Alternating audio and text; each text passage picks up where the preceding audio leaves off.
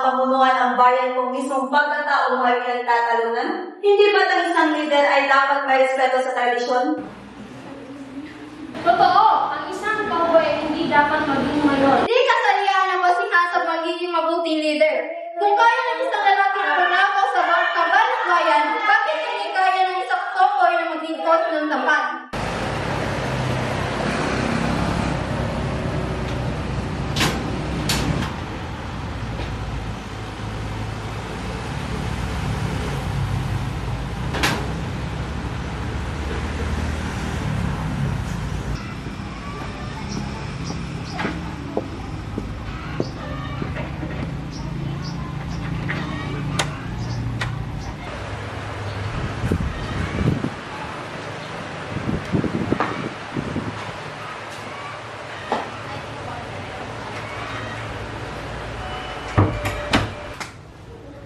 Mano po.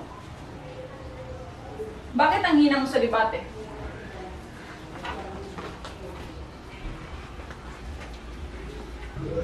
Dapat kinisa mo ng usong tomboy na yun. Pa, kinuha ko naman ang lahat ng kaya ko. Hindi sapat ang ginawa mo. Yun lang bang kaya mong gawin? Dapat manalo ka. Claire, alam mo ba kung anong mangyayari kapag nabigo ka?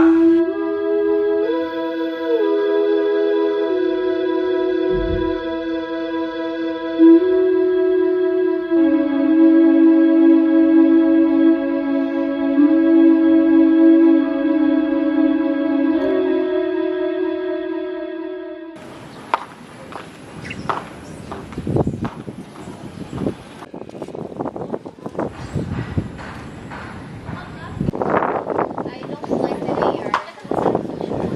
Talaga. Uy, mayor! Uy, si mayor pala to.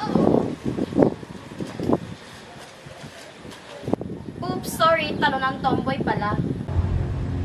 Bakit hindi ka lumalaban? Takot ka?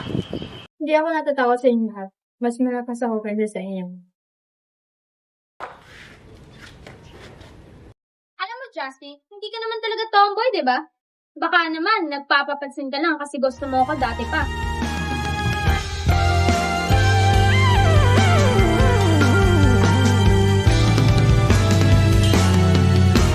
Nagsimula sa simple na pasulyap-sulyap, nagpapapansin sa'yo. Umabot sa palitan ng mga mensahe, kilig na kilig ako. Kumusta, kain na, hello, magandang umaga. Ingat ka, pahinga, huwag kang masyadong magpupuyat pa. Naramdaman ng puso na dahan-dahan akong nahuhulog sa'yo. Sa kada araw natin na pag-uusap, meron nang namumuo. Ngunit di ko na alam kung anong patutunguhan. Ang hiling ko lang naman na itong naramdaman.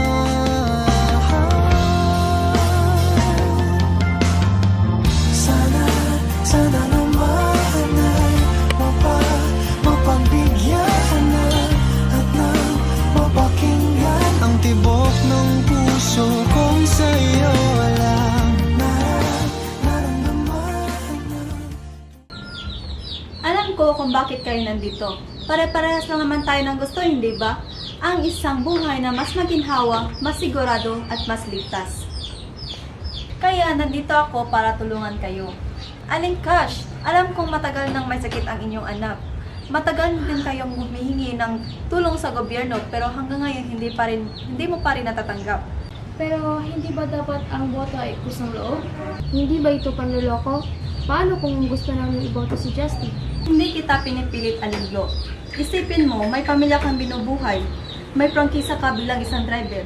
At kung hindi ka mag-ingat, baka kung may mangyari sa iyo, wala kang matatanggap.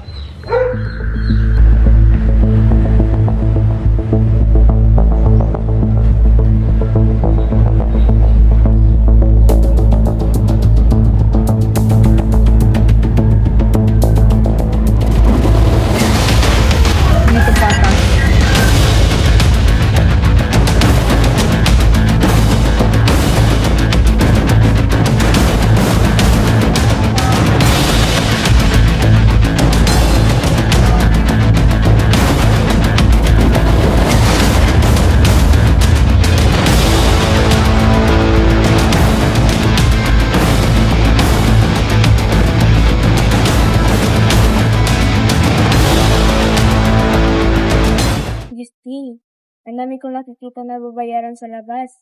Hindi natin kayang tapatan yun. Alam ko, Wendy, pero hindi tayo nandito para pero nandito tayo para ipaglaban ng tama.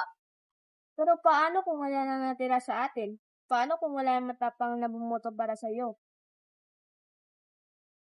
Justin, alam mo naman, gusto ka lang suportahan, pero Naintindihan ko po, Madam Glorieta.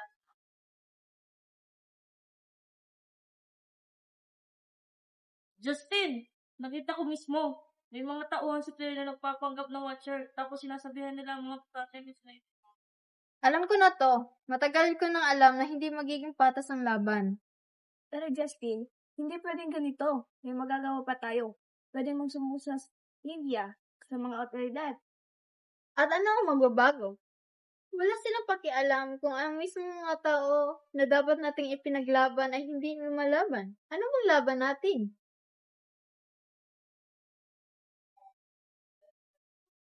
Mas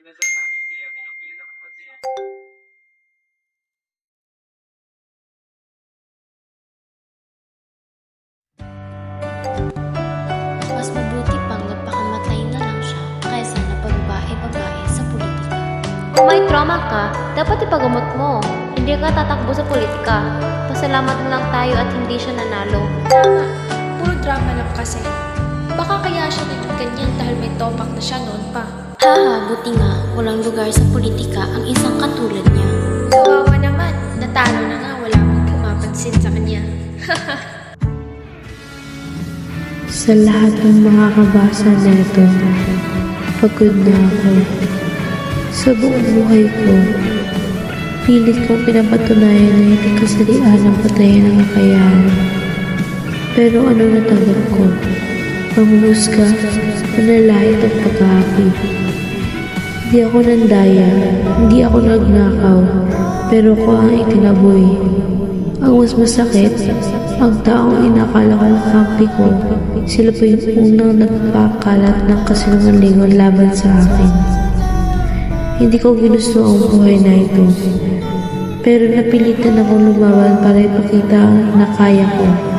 At sa huli, kayo pa rin ang nagdesisyon, hindi ako sapat. Bago niyo akong tuluyang husgahan, gusto ko malaman niyo kung paano ako naging ganito. Hindi ako pinanganak na ganito. Ginawa ko ng mundo. Bago pa ako natutong lumaman, sinira na ako ng sarili ko mama. Gabi-gabi, hinising niya ako sa takot. Ginawa niya akong laruan. Pinilit akong manahimik. Tinuruan akong huwag lumaban. Kaya natutunan kong matakot. Natutunan kong ilayo ang sarili ko sa mga lalaki katulad niya.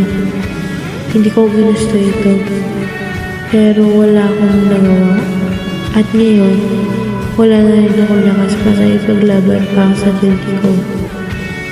Paalam.